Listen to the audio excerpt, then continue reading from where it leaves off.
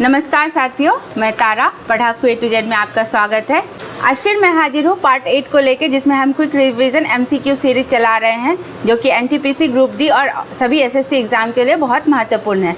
कल जब मैं क्लास रिकॉर्ड कर रही थी तब बीच में ही कनेक्शन कट आउट होने की वजह से मेरा क्लास अधूरा रह गया था। तो आज हम वहीं से शुरू करेंगे क्वेश्चन नंबर 9 से, जहाँ पे मैंने कल छोड़ा हुआ था। तो वीडियो को लाइक कर दीजिए, चैनल को सब्सक्राइब भी कर दीजिए और अपने दोस्तों के भी साथ शेयर कीजिए, जिससे ये सारी जो नॉलेज है उनके साथ भी शेयर हो पाए और वो भी एग्ज़ाम में अच्छा इंप्रूवमेंट कर पाए। तो चलिए डिस्कस करते हैं एक क्वेश्चंस को। कल जो मैंने लास्ट सवाल पूछा था वो क्वेश्चन था कि 2011 की जनगणना के अनुसार भारत की 5.03% जनसंख्या द्वारा बोली जाने वाली प्रमुख भाषा कौन सी है? पंजाबी, गुजराती, मराठी या तेलुगु? तो इसका आंसर होगा Telugu. According to the 2011 census, Telugu is spoken by 5.03% of India's population.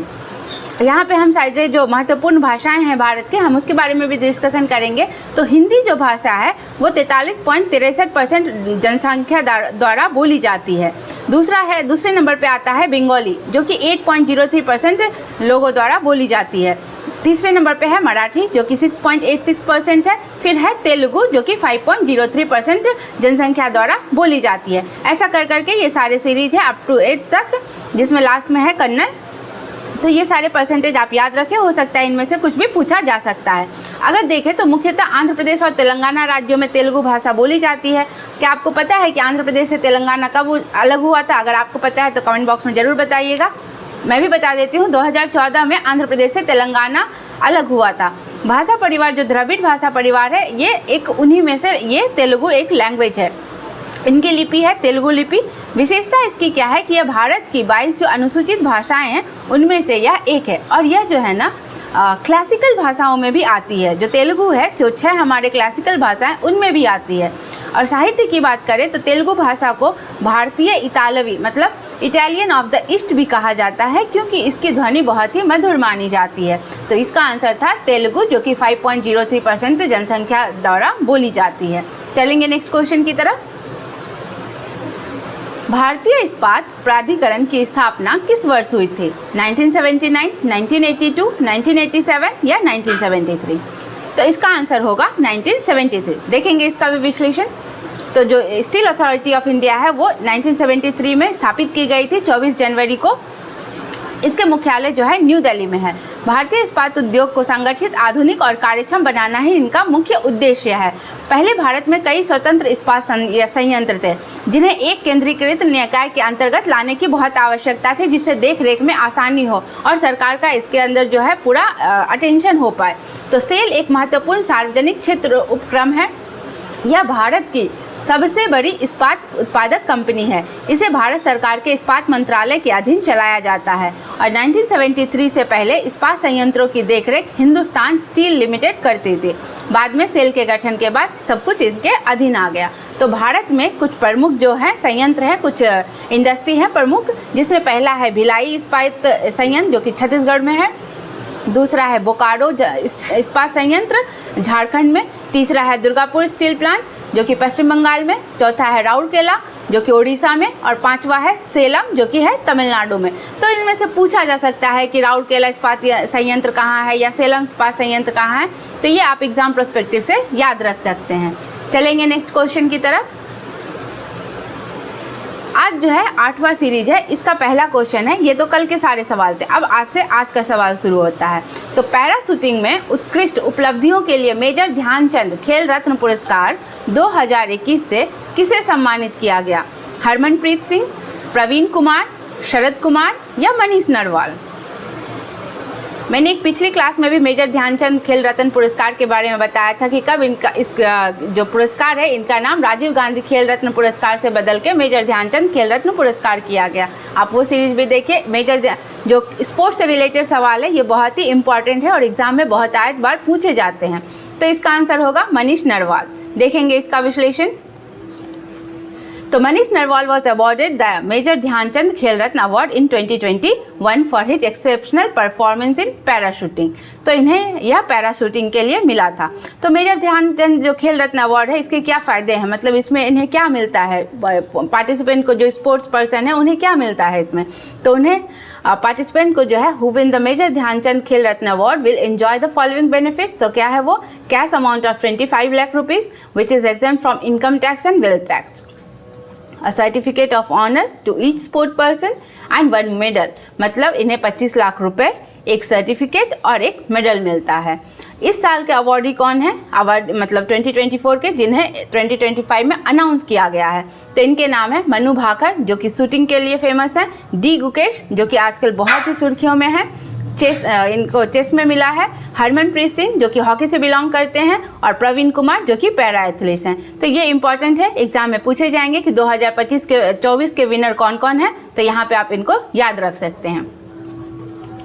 चलेंगे नेक्स्ट क्वेश्चन की तरफ। निम्नलिखित में से कौन सी विशेषता यह कहती है कि भारत के लोगों को अपने प्रतिनिधियों को चुनने में प्रत्यक्ष भूमिका है? तो जैसे कि हमारा देश एक डेमोक्रेटिक कंट्री है, हम अपने जो नेता है उन्हें हम खुद ही चुनते हैं। तो ये कौन सा जो है, जिसमें जो ऑप्शन है उसमें से कौन है जो ये दर्शाता है कि हम लोग अपने नेता को डायरेक्ट चुनते हैं? तो पहला है parliamentary form of government, secularism, fundamental rights या सेपरेशन ऑफ पावर। इसका आंसर होगा पार्लियामेंट्री फॉर्म ऑफ गवर्नमेंट। देखेंगे इसका विश्लेषण। तो संसदीय शासन प्रणाली यह सुनिश्चित नहीं करती कि जनता सीधे अपने सभी प्रतिनिधियों को संसद से चुने। देखिए आंसर तो है पार्लियामेंट्री फॉर्म ऑफ गवर्नमेंट, लेकिन हम हर रिप्रेजेंटेटिव को खुद से नहीं चुनते। हम कैसा है कि जैसे हमारे क्षेत्र के, हमारे एरिया के जो भी MP MLA हैं हम उन्हें चुनते हैं। अब उस MP और MLA में कौन प्रधानमंत्री बनेगा और कौन मुख्यमंत्री बनेगा ये उनका मामला रहता है, वो हम खुद से नहीं चुनते। इसीलिए इसे डायरेक्ट भी बोला गया है लेकिन सीधे तौर पर नहीं। तो इसका आंसर तो पार्लियामेंट्री फॉर्म ऑफ गवर्नमेंट है, लेकिन ये सीधे तौर पे नहीं है। हम अपने एरिया के MP और MLA को चुनते हैं, उनके बाद वो लोग डिस्कशन करते हैं कि उनमें से किन्हें PM बनाना है और किन्हें CM बनाना है। तो इसीलिए इसका आंसर जो है सीधे चुनते भी हैं और सीधे नहीं भी चुनते हैं। जैसे यहाँ पे लिखा भी गया है, जनता लोकसभा के लिए अपने प्रतिनिधियों को सीधे तो चुनती है लेकिन प्रधानमंत्री को जनता सीधे नहीं चुनती है। प्रधानमंत्री को सांसदों में से बहुमत या गठबंधन द्वारा चुना जाता है। राज्यसभा के सदस्य भी जनता सीधे नहीं चुनती है, उन्हें राज्य विधानसभाओं के निर्वाचित सदस्य चुनते हैं। इसीलिए ये क्वेश्चन जो है आधा सही और आधा गलत है, लेकिन ये क्या है कि रेलवे ग्रुप डी में इसका आंसर यही दिया गया है। अगर आपसे फिर से पूछा जाए तो आप इस तरह से एक्सप्लेनेशन में अगर जो सटीक लगे आप वो आंसर दे सकते हैं। चलेंगे नेक्स्ट क्वेश्चन की तरफ। प्रकाश की एक किरण दो माध्यमों को अलग करने वाले एक अंतरा पृष्ठ पर अविलंब के अनुदिश आपतित होती है। आपतित किरण और अपवर्तित किरण के बीच का कोण बराबर है। तो बताइए 0 डिग्री, 45 डिग्री, 90 डिग्री या 30 डिग्री। इसका आंसर होगा 0 डिग्री। देखेंगे इसका भी विश्लेषण। जब प्रकाश किसी सतह पर अविलंब के अलॉन्ग गिरता है तो वह बिना मुड़े सीधे दूसरे माध्यम में प्रवेश करता है, जिसे हम स्नेल्स लॉ भी कहते हैं। देखिए जैसे ये एक लाइन है, ये कोई लाइट सोर्स है। जब इसका जो लाइट है यहाँ सरफेस पे पड़ता है तो इसे ही हम एंगल ऑफ इंसिडेंस बोलते हैं, और यहीं से परावर्तित होकर इधर जाती है, जिसे हम रिफ्लेक्शन रे भी बोलते हैं। तो ये है एंगल ऑफ इंसिडेंस और ये है एंगल ऑफ रिफ्लेक्शन। तो इसे ही I = 0 और R = 0 होता है। यहाँ पे एक लाइन आती है जिसे हम नॉर्मल भी बोलते हैं। तो क्या है कि यह बिना मुड़े सीधे दूसरे माध्यम में मतलब यहाँ से गिरने के बाद ये डायरेक्ट जो है दूसरे माध्यम में प्रवेश कर जाती है। तो आपतित किरण और अपवर्तित किरण एक ही दिशा में होती है, इनके बीच का कोण क्या है कि 0 डिग्री है। चलेंगे नेक्स्ट क्वेश्चन की तरफ। उपनिषद में उप शब्द क्या दर्शाता है? नियरनेस, हैप्पीनेस, टोटलिटी या फिर सीक्रेट। इसका आंसर होगा नियरनेस।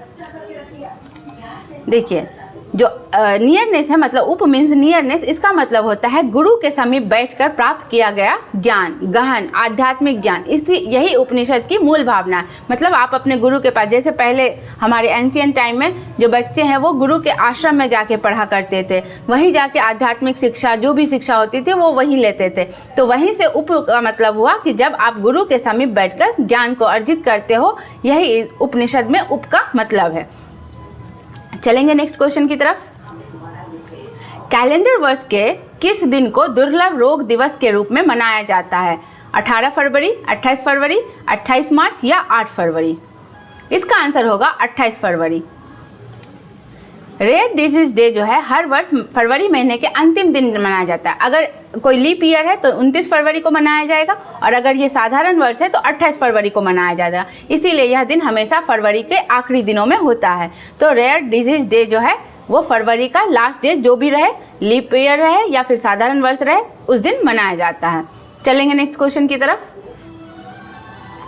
हाइड्रोजन और ऑक्सीजन से पानी का निर्माण डैश का एक उदाहरण है। Combination reaction, oxidation and reduction, decomposition reaction या फिर डिस्प्लेसमेंट रिएक्शन। इसका आंसर होगा कॉम्बिनेशन रिएक्शन। कैसे, देखते हैं। जो फॉर्मेशन ऑफ वाटर जो है वो हाइड्रोजन और ऑक्सीजन से होता है, तो इसे कॉम्बिनेशन रिएक्शन कहते हैं, क्योंकि दो रिएक्टेंट के मिलने से एक सिंगल प्रोडक्ट बनता है। जब दो रिएक्टेंट के मिलने से जब सिंगल प्रोडक्ट बने तो उसे हम कॉम्बिनेशन रिएक्शन भी कहते हैं। और यह एक तरह का केमिकल चेंज भी है। क्यों? क्योंकि एक हाइड्रोजन और ऑक्सीजन से हमें क्या मिल रहा है, दूसरा कॉम्पोनेंट मिल रहा है, वाटर। तो इसे हम केमिकल चेंज भी बोलते हैं with new properties.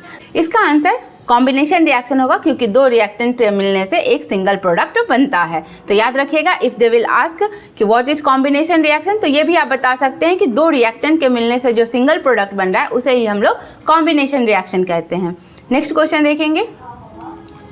Football tournament के 75वें संस्करण संतोष ट्रॉफी जो 2021-22 को किस टीम ने जीता? कर्नाटका, केरला, वेस्ट बंगाल या फिर मेघालय? तो इसका आंसर है केरला। देखेंगे विश्लेषण।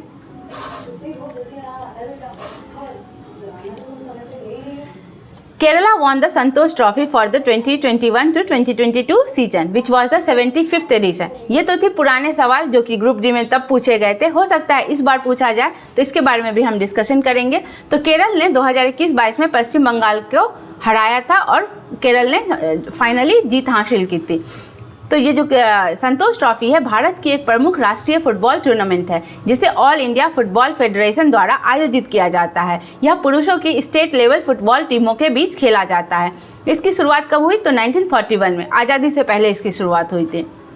ट्रॉफी का नाम सर मंजोर संतोष, तत्कालीन जो दिल्ली के मुख्यमंत्री थे, उनके नाम पर रखा गया था। अब यहाँ पे 2024-25 के बारे में पूछ सकते हैं। तो जो अभी हुआ 2024-25 का वो 78वां संस्करण था। आयोजन हुआ 2025 में। इसके विजेता थे पश्चिम बंगाल और उप विजेता थे केरला। फाइनल स्कोर 1 और 0 था और बंगाल ने अभी तक कुल खिताब में 33 खिताब जीता है। चलेंगे नेक्स्ट क्वेश्चन की तरफ। कुसुम, शीशम, खैर, अर्जुन और शहतूत किस वनस्पति के मुख्य वृक्ष हैं? Tropical evergreen forest, mangrove forest, tropical deciduous forest या माउंटेन फॉरेस्ट? इसका आंसर क्या होगा? इसका आंसर है ट्रॉपिकल डेसिडुअस फॉरेस्ट। तो जो उष्णकटिबंधीय आर्द्र पर्णपाती वन है, ट्रॉपिकल मोस्ट डिसिडुअस फॉरेस्ट, इसमें क्या होता है कि पत्ते जो हैं शुष्क मौसम में झड़ जाते हैं। और भारत में यह वन जो है बिहार, उड़ीसा, झारखंड, मध्य प्रदेश, छत्तीसगढ़ और पश्चिम बंगाल में बहुतायत पाई जाती है। तो इन सब जगहों पे कैसे पेड़ उगते हैं? तो वही शीशम रहता है, खैर, अर्जुन, सहतूत के पेड़, आम के पेड़, इन सब की पत्तियाँ जो है ना शुष्क मौसम में झड़ जाती है। तो ये ट्रॉपिकल डेसिडुअस फॉरेस्ट के नाम से जाना जाता है, जिसे हम लोग मॉनसून फॉरेस्ट भी कहते हैं। चलेंगे नेक्स्ट क्वेश्चन की तरफ। ये आज का लास्ट क्वेश्चन है कि कौन सा अनुच्छेद जीवन और व्यक्तिगत स्वतंत्रता की सुरक्षा से संबंधित है? आर्टिकल 31, आर्टिकल 12, आर्टिकल 22 या फिर आर्टिकल 21? जल्दी बताइए, इसका आंसर क्या होगा? इसका आंसर है आर्टिकल 21। आर्टिकल 21 कहता है कि किसी व्यक्ति को उसके जीवन या व्यक्तिगत स्वतंत्रता से वंचित नहीं किया जाएगा, सिवाय विधि द्वारा स्थापित प्रक्रिया के अनुसार। अगर मुख्य बिंदु देखें तो यह संविधान का सबसे महत्वपूर्ण मौलिक अधिकार माना जाता है। यह जीवन के अधिकार, स्वतंत्रता का अधिकार, गरिमापूर्ण जीवन, स्वास्थ्य, शिक्षा, स्वच्छ पर्यावरण आदि को भी शामिल करता है। देखिए, राइट टू लाइफ तो है, लेकिन राइट टू लाइफ आप कैसे भी रह रहे हैं इसका कोई मतलब नहीं बनता है। इसीलिए यहाँ बोला गया राइट टू लाइफ तो है, लेकिन पूरी गरिमापूर्ण जीवन, आपको वो रिस्पेक्ट मिले सोसाइटी में, आपको वो सारी चीज़ें मिले जिससे आप एक अच्छी ज़िंदगी जी पाएँ। तो इसीलिए यह आर्टिकल हमारे संविधान में सबसे महत्वपूर्ण आर्टिकल हो जाता है। तो देखेंगे आज का होमवर्क क्वेश्चन क्या है। कैल्शियम सल्फेट डाइहाइड्रेट किसका रासायनिक नाम है? Washing soda, gypsum, baking powder या प्लास्टर ऑफ पेरिस? इसका आंसर कमेंट बॉक्स में ज़रूर दीजिएगा। वीडियो को लाइक कर दीजिएगा, चैनल को सब्सक्राइब भी कर दीजिएगा और जितना हो सके अपने दोस्तों के भी साथ शेयर कीजिए, क्योंकि एग्ज़ाम बहुत नज़दीक है।